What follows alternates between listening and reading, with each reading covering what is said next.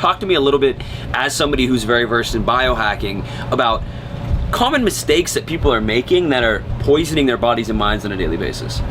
So first, what is biohacking? Bio means life. Hacking is basically your ability to find your way around something. So your ability to find your way around life, your way to find glitches in the system of life.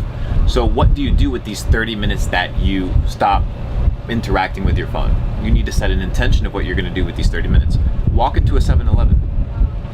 Go at 11 p.m. Go see the type of individuals that walk in there, what they buy and what they do. And you're going to realize that their habits dictate their appearance, because your body is a manifestation of how you think, is a manifestation of how you operate.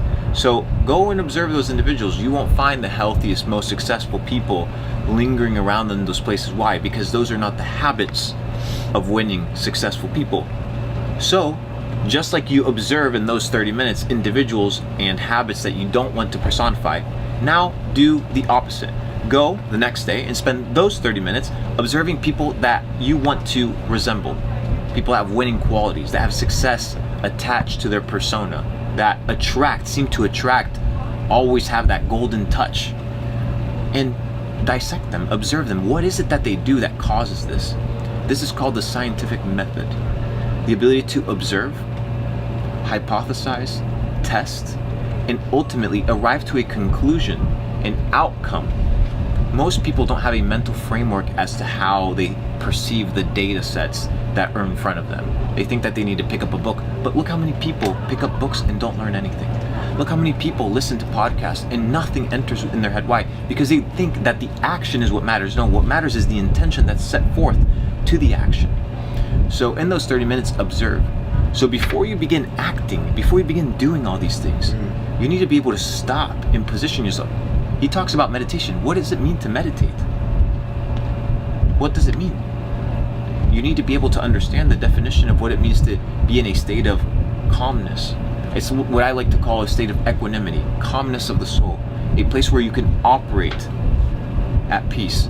I was talking with an entrepreneur earlier on, and he said, I was excited. I was going to build a multi-billion-dollar software company, and I got excited. I said, you got excited, an extreme. And then I got super sad, and I made another bad decision, extreme, no balance. So you need to be able to position yourself balanced. How? By unlocking information.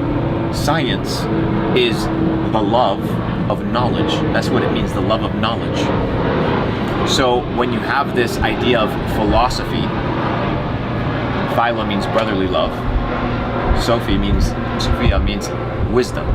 Philosophy, right, used to be only used in the context of religious kind of environments. So philosophy means lover of wisdom. What is wisdom? Knowledge put into practice. So first you observe, then you ask, what is it that these people are doing? Then you test. Okay, I'm not gonna say no. Look how many people are hating on the internet. You didn't even fucking try it. No, just test it. Test it for 30 days with no bias. And then do what? Examine, cross-reference. And then you arrive to what? Your conclusion. And what is your conclusion of what? The data set that was presented to you. And then you decide whether you want to incorporate it into your life or not. So before we talk about the elements, first we need to talk about the framework and mindset as to how we receive this information. And once we have the framework, the mindset, which is often what I talk about, the worldview. Now that we have this worldview in practice, we can talk about the practicals.